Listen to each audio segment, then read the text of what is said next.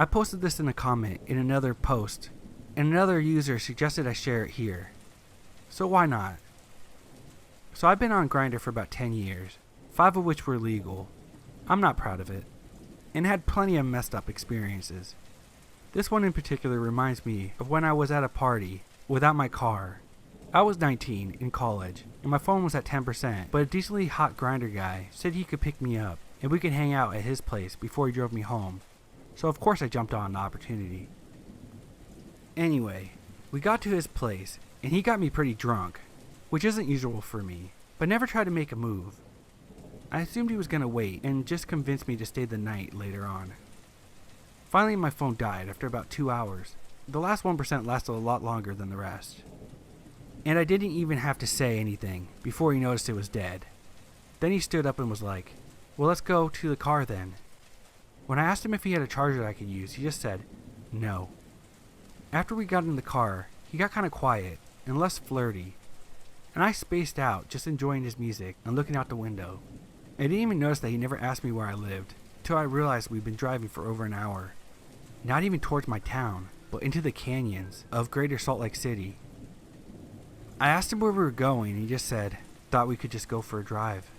And my drunk ass was like, "Oh, okay." So anyway, to make a long story shorter, he ended up taking us about 4 or 5 miles down a dirt road with no signs or houses until it dead-ended into this cabin with no lights on or cars outside. And he just parked and turned off his car. That's when the dread started to creep in as I sobered up.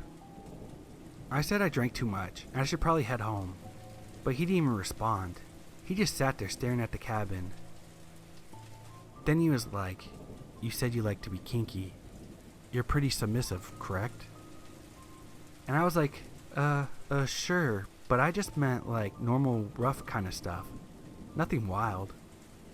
And he started to sound a little annoyed, and his sentences seemed a little less carefully worded, like he was spitting out the bare minimum effort in each thought. He said something about some of his favorite people are those who can find pleasure in pain, and if someone goes into shock enough times, eventually it becomes a drug, and they crave it more. And then something about pushing a person into the deep end is the fastest way to teach them how to swim. At that point I was scared enough to assert myself, and said firmly, "Okay, well that sounds fun, but just not tonight. I just want to go home now. This place is creepy." And he just sighed and gripped his keys tighter. Then right as I glanced at his phone sitting in the cup holder, right before it occurred to me to grab it, he snatches it up so fast and held it in his left hand, kind of like behind his head, making it clear that I wasn't going to go near it. I made this kind of, "What?" sound, and he just gave me this almost, "I'm proud of you, son," half smile, like dads do when they pat your shoulder or something. It was quiet, and he kept looking me up and down for a minute or so. Then got a little bit more gruff and said, "Let's go inside. I have these friends you'll really like once you meet them. You'll feel a lot better," or something to that extent. But he wasn't even trying to sound genuine or comforting like he had been doing so well earlier that night. Finally I lied and spoke up a bit and told him, "I told my roommates and my friends I was meeting up with you before you picked me up. I sent screenshots of your face and some on the convo. They're gonna freak out if I don't charge my phone and reply to them in the next few hours." I tried not to make it sound accusatory, but more like I was just worried that my friends would go crazy. But it was clear he knew what I was implying. At that point, he let out an exasperated, grunty sigh and started the car and we drove away. He kept his headlights off all the way back down the dirt road for some reason.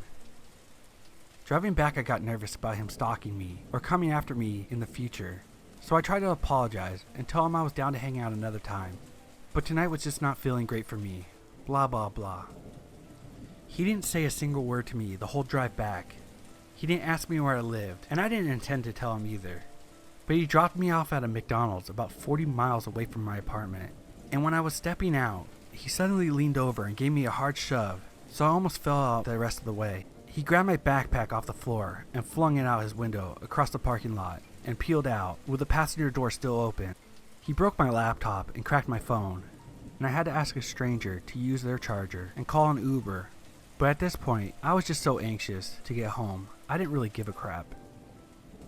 What's so weird is how, while this was happening, even though I was terrified, I guess I wasn't thinking about exactly what he was planning to do with me.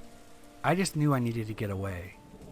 So it wasn't until I got home and got in the shower that I realized how messed up it was, and what might have happened if I let him walk me into the cabin. I remember just being so shaken and smacked by the reality of it. Almost felt like a panic attack. So I sat down in the shower, with my head between my knees, and cried till the water ran cold, and I got out and woke up my roommate. I told him about it, and he kinda calmed me down. So while I still have a Grindr account, I really just use it for an ego boost. I'm reluctant to meet up with anyone from it now. Anyway, girls and guys, I suppose the moral of the story is, we gotta be careful out there.